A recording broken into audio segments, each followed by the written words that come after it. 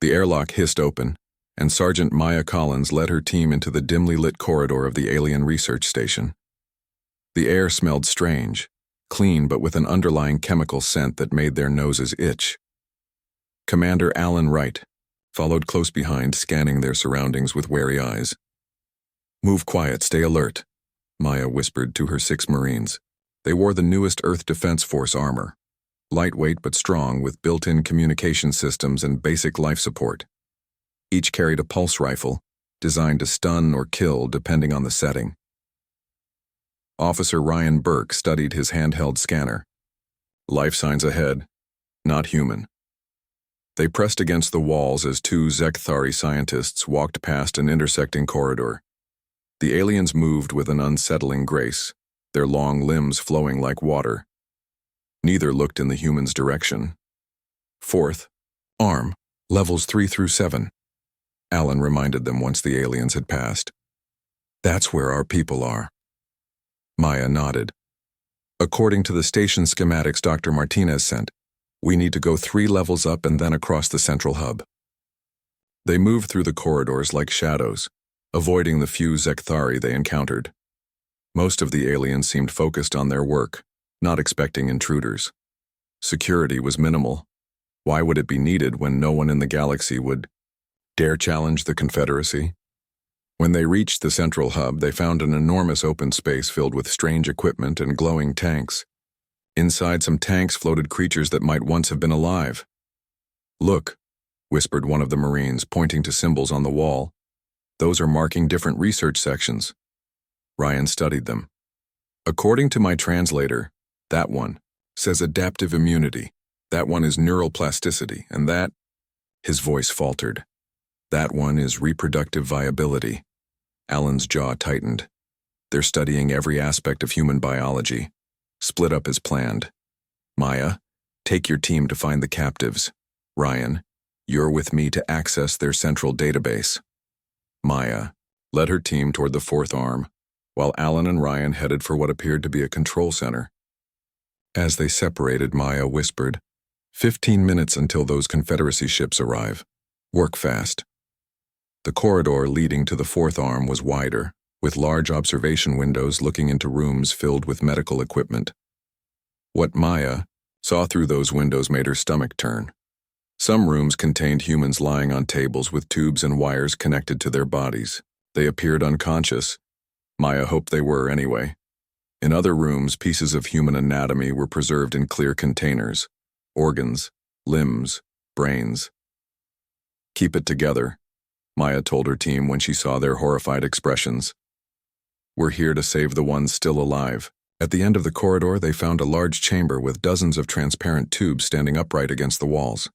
Each tube contained a human floating in clear fluid, eyes closed, apparently in suspended animation. "This is it," Maya said. "Start waking them up. Carefully." While her team worked on releasing the captives, Maya used her scanner to search for others. A door at the back of the chamber led to another room, this one smaller and dimmer. Inside, a single human man sat on a simple bed. Unlike the others, he was awake and alert. He looked up as Maya entered, his eyes widening at the sight of another human. "Earth sent someone," he said, his voice rough from disuse. "I knew the signal got through." "Ben Foster?" Maya asked, recognizing the name from the colonist records. He nodded. "What's left of me?" He stood, revealing that his right arm and leg had been replaced with mechanical prosthetics. "I was their special project, the only one they kept conscious through most of it." "We're getting everyone out," Maya told him. "Can you walk?" "I can do more than walk," Ben said. "I know this station. I've been watching them for 5 years while they thought I was broken and compliant." Back in the main chamber, Maya's team had released 15 colonists from their tubes. The people were confused and weak, but alive. "There are more on the levels above and below," Ben said, "but we won't have time to get them all before." An alarm suddenly blared throughout the station. "We've been detected," Maya said into her comm. "Commander Wright, what's your status?" Alan's voice came through, tense but controlled. "We've accessed their system. Ryan's downloading everything. You need to hear this, Sergeant. The Confederacy has been taking humans for decades, long before we developed space travel. They've been visiting Earth, abducting people, and delivering them to research stations like this one. Why? Maya asked as her team continued freeing colonists. They're afraid of us, Alan replied. The data shows humans adapt faster than any species they've encountered. We recover from injuries that would kill them. We survive in environments that should be lethal. And our brains form new neural pathways at rates they find alarming. So they quarantined us, Maya realized. Not because we're violent, but because we're better, Ben finished. That's what the head researcher told me when he thought I couldn't understand him. Humans are the perfect test subjects because we're resilient enough to survive experiments that would kill other species. The station shook suddenly and the lights flickered. What was that? Maya demanded into her comm. The Confederacy ships have arrived early, came Lieutenant Kate Wilson's voice from the Defiance. They're firing on us. Captain Russell is trying to draw them away from the station. We need to move, Maya told her team. How many can we take? We've freed 23 so far, reported one of her Marines. The rest will have to wait, Maya said reluctantly. Commander Wright, meet us at the extraction point. Alan's voice came through the comm. The station is going into lockdown, and there's something else. The Zekthari have activated a self-destruct sequence. They'd rather destroy their research than let us take it. How long do we have? Maya asked. 20 minutes at most, Alan replied. Ryan's still downloading their data. This is bigger than just the Pioneer crew. The Confederacy has been lying to everyone about humans for centuries. Maya looked at the weak but determined faces of the rescued colonists. We'll get as many out as we can. The rest? She swallowed hard. The rest we'll come back for, I swear it. Ben Foster stood taller, his mechanical parts whirring softly. No, I'm staying. I'll free the others and get them to the emergency pods. You can't, Maya began. 5 years I've been their lab rat, Ben said. I know this station better than they think, and I've been waiting for a chance like this. His eyes were hard with determination. Earth needs to know what's happening out here. You take the ones you've saved and the data. I'll handle the rest. Outside the station, the battle had begun. The Defiance was outmatched by the Confederacy warships, but Captain Sam Russell was flying with a skill the aliens had never encountered in humans before. The rescue mission was turning into something much bigger. The beginning of humanity's fight against a galaxy that had underestimated them for far too long. The silent depths of space held many secrets. Some were beautiful, like the birth of stars. Others were dark and dangerous. Commander Alan Wright knew this better than most, as he stood on the observation deck of Earth's Deep Space Monitoring, Station Alpha. Alan ran his hand through his graying hair and stared at the holographic display. Countless stars and systems stretched before him, most still unexplored by humans. Earth had developed faster than light travel 30 years ago, but the Galactic Confederacy had made it clear that humans were not welcome among the stars. Commander, you need to see this, called Dr. Olivia Martinez from her communications station. Her voice held an urgency that made Alan turn immediately. Olivia's dark eyes were wide with surprise. She pointed to her screen where an unusual signal pattern pulsed. It's coming from the Epsilon sector. The pattern matches Earth Defense Force emergency protocols. Alan leaned over her shoulder. That's impossible. We don't have any ships in that sector. It's the Pioneer, Olivia said quietly. The colony ship that disappeared 5 years ago. Alan felt his heart beat faster. The Pioneer had vanished with 300 settlers aboard while attempting to establish Earth's first off-world colony. The official story was that the ship had suffered a catastrophic engine failure, but here was evidence that at least some of the colonists had survived. Can you decode the message? Alan asked. Olivia's fingers moved swiftly across her console. It's damaged and fragmented. Some kind of interference. She worked in silence for several minutes while Alan paced behind her. Finally, she looked up, her face pale. Sir, they're alive, but they're being held captive. The message mentions experiments. Alan's jaw tightened. By who? A species called the Zekthari. I've never heard of them before. The Confederacy has kept us isolated, Alan reminded her. There are hundreds of species we know nothing about. He studied the coordinates on the screen. This location is deep, in Confederacy space. If we send a ship there, it would violate the Treaty of Isolation, Olivia finished. It could trigger a war. Alan nodded grimly. Alert the Defense Council. We need an emergency meeting. 4 hours later, Alan stood before the 12 members of Earth's Defense Council in their underground chamber beneath New Geneva. The air was tense as they reviewed the evidence. The signal is authentic, Alan concluded. Our people are being held against their will, possibly subjected to cruel experiments. Council leader Patricia Brown frowned deeply. Her weathered face showed the strain of 15 years guiding Earth's defense policies. Commander Wright, no one in this room wants to abandon our people, but the Confederacy has made it clear that any human ship venturing beyond our solar system will be considered an act of war. With all due respect, Alan said, they took our people first. That was the first act of war. Dr. Olivia Martinez stepped forward. The council had requested her presence to analyze the signal directly. The message contains more than just a distress call, she said. There's data about the facility where they're being held, medical records. She swallowed hard. They're being systematically taken apart and put back together, studied like lab animals. A horrified silence fell over the room. The Confederacy told us we were quarantined because we were too violent, said Councillor Juan Diaz. But this suggests they had other motives. Alan nodded. They fear us, not because we're violent, but because we're adaptable, resilient. They want to understand how we work. Even if we believe this, said Councillor Amara Jackson, what can we do? The Defiance is our only ship with the range to reach these coordinates, and it's just one vessel. The Confederacy has thousands. One ship might be enough for a rescue mission, Alan argued. We go in quiet, extract our people, and leave before they know what happened. Patricia Brown looked at each council member. In turn, we need to vote. Do we authorize a rescue mission to save our people, knowing it could lead to open conflict with the Confederacy? Councillor Jackson raised her hand first. My vote is yes. We can't abandon our own.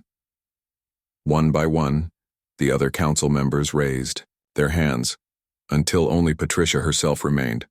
The vote is 11-0, she said. With my vote, she raised her hand slowly. 12-0. The mission is authorized. Captain Sam Russell strode through the gleaming corridors of the EDF Defiance, Earth's most advanced starship. At 45, Sam had never expected to lead a mission into Confederacy space. He'd spent his career believing humanity would slowly earn its place among the stars, through diplomacy and patience. Now he was preparing for what might be the first battle between humans and aliens in history. Status report, he demanded as he entered the bridge.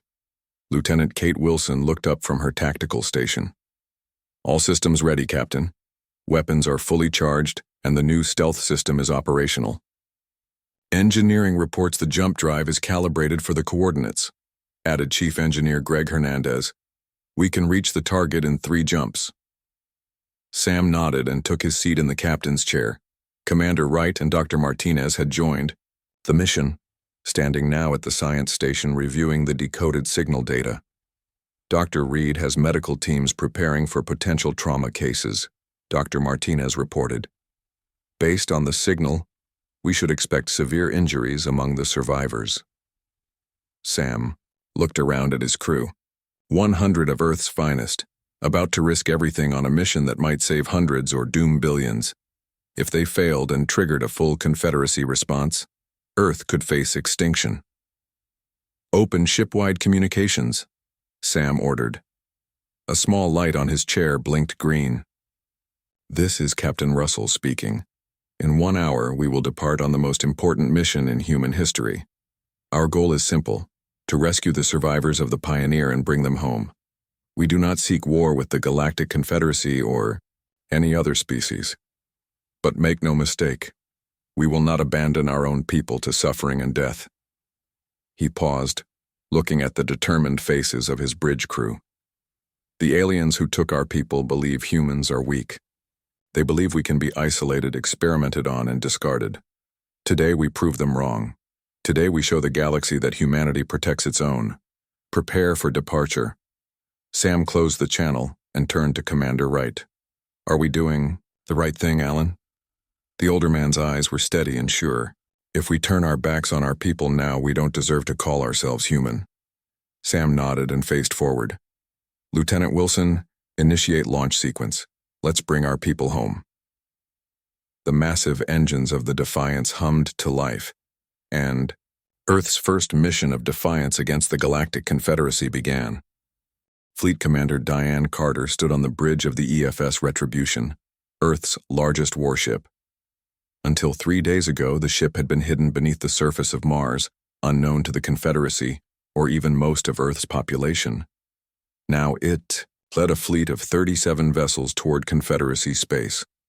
All ships report ready, Commander, said her first officer. Diane nodded. She was 48 years old and had spent half her life preparing for this moment, when alien technology was secretly recovered from crashed ships. She had been among those chosen to learn how to use it. While the public believed Earth had only recently developed FTL travel, the truth was far different. Open fleet-wide communications, she ordered. When the channel was ready, she spoke clearly. This is Fleet Commander Carter. Today we launch Operation Prometheus, the largest military action in human history. Our mission has 3 objectives. Rescue any surviving human captives from Confederacy facilities, destroy their capacity to continue experimenting on our people, and secure recognition of Earth's sovereignty. She paused, looking at the determined faces of her bridge crew. The Confederacy believes they know everything about humans. They believe we're predictable, containable, and ultimately useful only as test subjects. Today, they learn how wrong they are. Execute jump sequence on my mark. The fleet vanished into FTL space, leaving the solar system behind for the first time as a united force. In the Confederacy's Central Council chamber on the planet Axion Prime, Supreme Counselor Viridian addressed the emergency session. Representatives from 18 species sat in tiered seats around the Grand Hall. The human vessel that attacked our research station has returned to their homeworld, he said, his scaled skin glittering under the chamber's lights. As expected, they have rejected our demands for surrender. Their primitive defiance is regrettable but not surprising. Counselor Lorathi, a tall, slender being with luminous skin, rose to speak. Is it true what they claim? That the research station was conducting unauthorized experiments on sentient beings? The station was studying dangerous biological specimens, as authorized by this council decades ago, Viridian replied smoothly. The humans are attempting to distract from their act of aggression. Then why was the data from the station destroyed, Lorathi pressed? And why have similar stations across Confederate space suddenly gone dark? Before Viridian could answer, an aide rushed in and whispered urgently in his ear. The Supreme Counselor's eyes widened. Impossible, he hissed. At that moment, the chamber's main view screen activated. Multiple Confederacy defense stations were under attack. Not by one human ship, but by dozens. Where did they get such a fleet? Asked a counselor in disbelief. Viridian had no answer. Engineer Jason Mitchell monitored the power levels of the Retribution's main weapon. As the creator of Earth's most advanced technology, he had incorporated elements that even the Confederacy had never mastered. Quantum resonance cannon charged at 80%, he reported. Target locked. On the main screen, a massive Confederacy weapons platform hung in space. It had been used to enforce the blockade around Earth's solar system for decades. Fire, Commander Carter ordered. A beam of blue-white energy lanced out from the Retribution, cutting through the platform's shields as if they weren't there. The entire structure shuddered, then went dark as its power systems failed. Clean hit, Jason reported. Non-lethal, as ordered. Their systems are disabled, not destroyed. Carter nodded with satisfaction. Broadcast the evidence across all Confederacy channels. Throughout Confederate space, on thousands of worlds, beings watched in shock as hidden cameras showed humans in laboratories, in suspension tubes, being dissected and studied. The truth Earth had discovered was now visible to all. On the planet, Larathia, Ambassador Lisa Chen met with the planetary leadership. Unlike most Confederacy species, the Larathi had always questioned the policies toward Earth. "My government offers alliance," Lisa said to the assembled Larathi Council. "We seek, not conquest but justice. The Confederacy has decimated human worlds across this sector of the galaxy. Earth may be among the last. We ask for your help in finding any others who might have survived, and in creating a new order where no species is treated as we were." The head of the Larathi Council, a being named Elaran, rose to speak. "What you have shown us today violates the most sacred principles upon which the Confederacy was supposed to be founded. Larathia withdraws from the Confederacy effective immediately. We stand with Earth." Similar scenes played out on 6 other worlds as the evidence spread. The Confederacy, built on lies and exploitation, began to fracture from within. 2 weeks after Operation Prometheus began, a peace conference was convened on neutral territory. The Confederacy, having lost nearly a third of its members and with its military severely damaged, had little choice but to negotiate. Commander Carter and Ambassador Chen represented Earth, while Supreme Counselor Viridian spoke for what remained of the Confederacy. "You have violated our space, attacked our installations, and spread dangerous propaganda," Viridian began. "We have exposed your crimes," Carter replied calmly. "Crimes against not just Earth, but against dozens of human worlds that you harvested to extinction. Our terms are simple: immediate release of all human captives, recognition of Earth's sovereignty and right to free navigation, and reparations for centuries of abduction and experimentation." "Or what?" Viridian asked, his voice cold. Carter smiled, thinly. "We've only shown you a fraction of what we can do. Humans are more than you ever understood. We don't seek war, but we will not be victims again." The negotiations lasted 3 days. In the end, the Confederacy agreed to Earth's terms, though Viridian warned darkly that this would not be the end of the matter. 1 month later, the first joint mission between Earth ships and vessels from the newly formed Alliance of Free Species departed to search for other surviving human worlds. Leading the mission was the Pioneer 2, carrying survivors from the original colony ship, including Ben Foster, now fitted with advanced prosthetics of Earth design. President Garcia addressed the crew before their departure. "For centuries, humanity looked to the stars and wondered if we were alone. Now we know the truth. Not only are there other intelligent species, but there may be other humans out there, lost and perhaps forgotten. Your mission is to find them, to tell them they are not alone, and to bring them home if they wish to come." Ben Foster stood at a viewport, watching Earth recede as the Pioneer 2 began its journey. He thought of the years he had spent as a captive, of the horrors he had witnessed and endured. But he also thought of the moment when Sergeant Maya Collins had appeared at his cell door, the moment when he learned that humans never abandon their own. "We're coming," he whispered to the stars. "Hold on."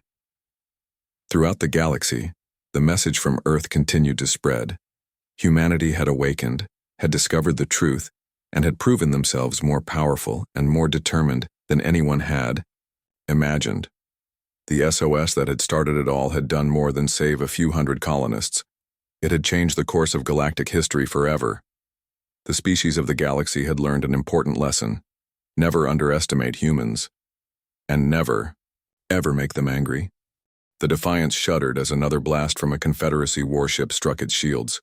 On the bridge, Captain Sam Russell gripped his chair and shouted orders. "Evasive pattern Delta. Target their weapon systems only." Lieutenant Kate Wilson's hands flew across her console. "Shields at 60%, Captain. We've damaged one enemy ship, but there are still 4 more pursuing."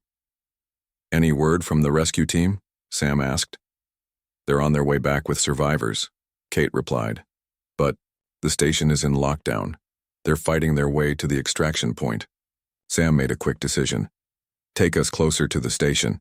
We'll draw the Confederacy ships with us and give our people cover to escape. The Defiance swung around in a tight arc that no alien ship could match. For all their advanced technology, the Confederacy had never faced human pilots in combat. Humans had spent centuries fighting each other, perfecting the art of warfare in ways peaceful alien civilizations never needed to. Inside the station, Commander Alan Wright and Officer Ryan Burke raced through corridors filled with flashing red lights. Alarms blared as the station's self-destruct countdown continued. "Did you get everything?" Alan asked as they ran.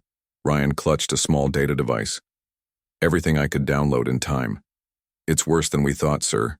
The Confederacy has been experimenting on humans from dozens of worlds." Alan nearly stumbled. "Dozens of worlds?" According to their records, humans evolved independently on at least 30 planets across this sector of the galaxy. Earth isn't unique. We're just the most recent human world they've found.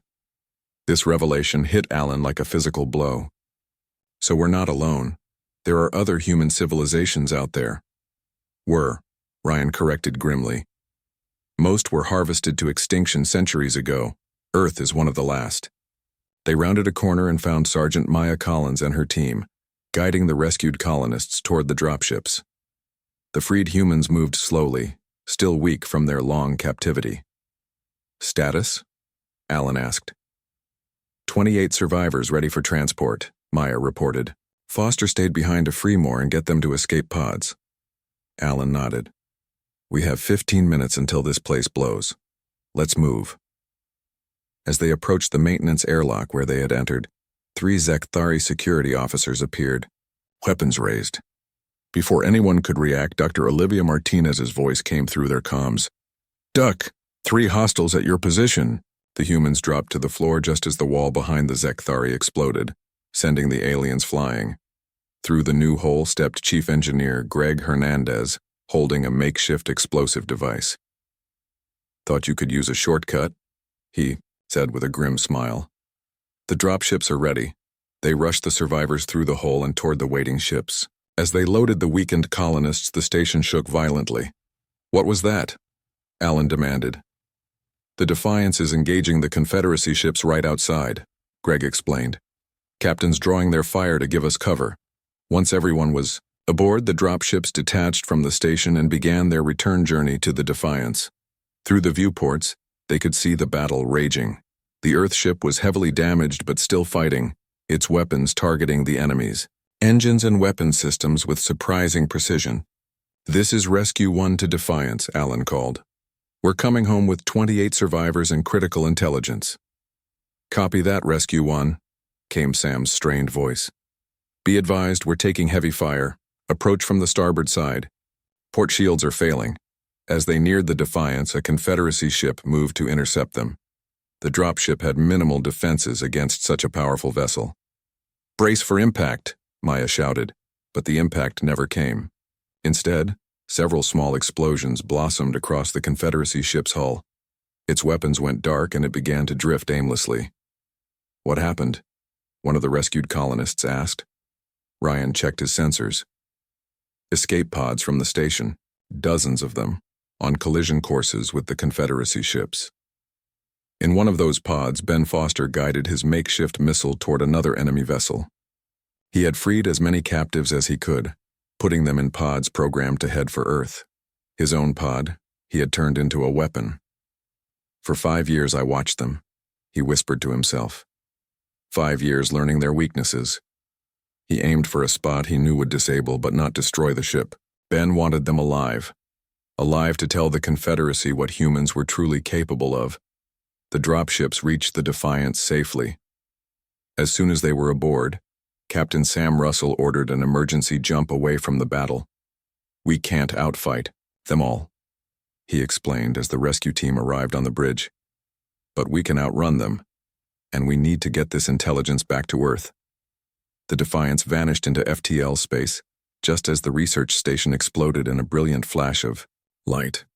The remaining Confederacy ships were caught in the blast, damaged but not destroyed. 1 week later, Admiral Linda Hawkins stood before the full Earth Defense Council in New Geneva. The room was packed with military officers and government officials.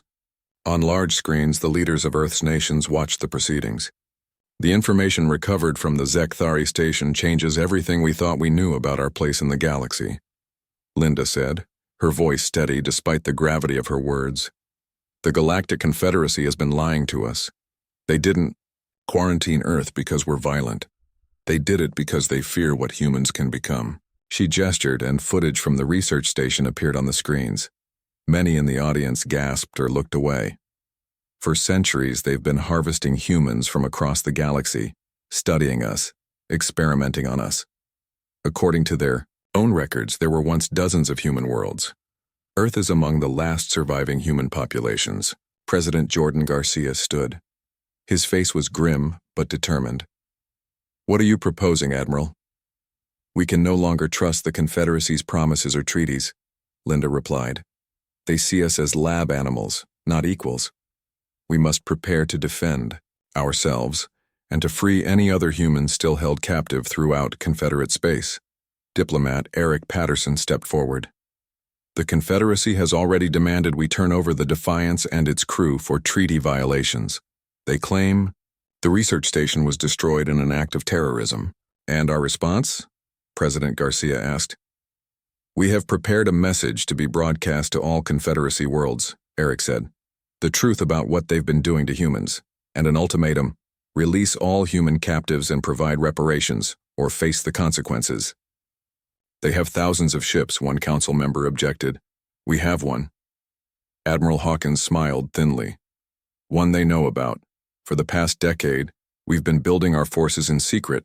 Operation Prometheus is ready."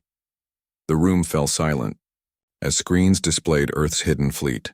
Dozens of warships constructed in secret bases beneath the lunar surface and in the asteroid belt. Ships built with technology reverse-engineered from crashed alien vessels over the years. "The Confederacy believes they know everything about us," Linda said.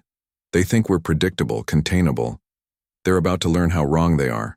Humanity has been pushed too far, and now the galaxy will face our wrath." President Garcia looked around the room, meeting the eyes of each council member in turn. "The vote must be unanimous. Do we stand and fight knowing it may mean war with the entire Confederacy? Or do we submit and hope for mercy?" One by one, hands raised. There were no dissenters. "Then it's decided," Garcia said quietly. "The message will be sent. Operation Prometheus begins now. Across the solar system, hidden shipyards activated. Earth's secret fleet prepared for war, and throughout Confederate space, the truth about human experimentation began to spread. The Defiance emerged from its final jump with a subtle ripple in space. Captain Sam Russell ordered all systems to minimum power as they drifted toward their target. On the main screen, a massive structure hung against the backdrop of stars. The Zekthari research station. Lieutenant Kate Wilson studied her tactical display with narrowed eyes. "No immediate alert from the station. Our stealth systems are holding." The structure before them resembled a giant metal snowflake, with 6 enormous arms extending from a central hub. Each arm glowed with soft blue light along its edges. It was beautiful in a cold alien way. "Life signs?" Sam asked. Dr. Olivia Martinez nodded, her face illuminated by her console's glow. "Multiple species readings and, yes, human signatures, at least 200 of them." A hush fell over the bridge. 200 survivors when the Pioneer had carried 300 colonists. What had happened to the others didn't bear thinking about. "Communications. Prepare a standard greeting in Galactic Common," Sam ordered. "Let's try diplomacy first." Officer Ryan Burke looked surprised. "Sir, we're going to announce ourselves?" "We need to establish if the Confederacy is officially involved," Commander Alan Wright explained from his position beside the captain. "If this is a rogue operation, we might avoid wider conflict." Sam nodded. "We state our purpose clearly, the return of kidnapped Earth citizens, and see how they respond." The station grew larger on the view screen as they approached. Chief Engineer Greg Hernandez whistled softly. "That thing's at least 20 times the size of our largest orbital platform. They could house thousands of research subjects." "Open channel," Sam ordered. Burke's fingers danced across his console. "Channel open, sir. Sam straightened in his chair. "This is Captain Sam Russell of the Earth Defense Force vessel Defiance. We have detected Earth citizens being held aboard your station against their will. We request immediate communication regarding their safe return." They waited. Seconds stretched into a full minute of silence. "No response, sir," Burke reported.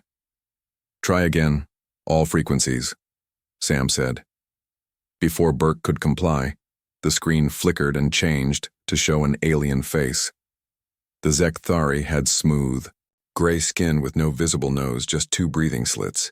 Its eyes were large and completely black with no whites or visible pupils. 4 smaller eyes arched above the main pair. "Earth vessel," the alien said in accented but clear English. "You violate Confederacy space. Depart immediately or face destruction." Sam kept his expression neutral. "We have detected our people aboard your station. We wish for their peaceful return." The Zekthari's mouth formed what might have been a smile, revealing rows of small, pointed teeth. "We have no people of yours. This is a scientific research facility under Confederacy protection. Our scans show human life signs," Sam insisted. "Perhaps you refer to our research specimens," the Zekthari said casually. "They are not your concern. The Confederacy Scientific Council has authorized all research conducted here." The bridge crew exchanged shocked glances. The alien wasn't even trying to hide what they were doing. Sam's voice hardened. "Those specimens are Earth citizens with rights under our laws and Confederacy treaties. Their capture and detention is illegal." The Zekthari made a clicking sound that might have been laughter. "Your laws do not apply here, human. The Confederacy has designated your species as suitable for biological study. Your ships were simply the first to venture far enough from your system to be collected." Lieutenant Wilson suddenly straightened at her console. "Captain, we have multiple ships incoming. Confederacy signatures." The Zekthari's black eyes gleamed. "As you see, reinforcements arrive. Your primitive vessel is outmatched. Depart now or join your specimens in our laboratories." The screen went dark. Sam turned to Alan. "This was a trap. They've been waiting for someone to respond to the distress signal." Alan nodded grimly. "They wanted to capture more humans.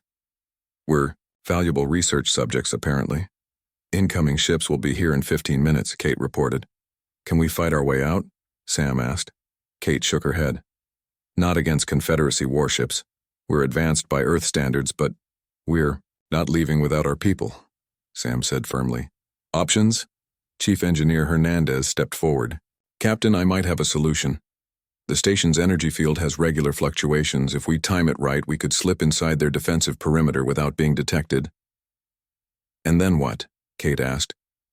"We can't transport through their shields. We use the dropships," Alan said. "A small team could dock at one of the maintenance airlocks. Each arm appears to connect to the central hub. If we can get there, we can access the whole station."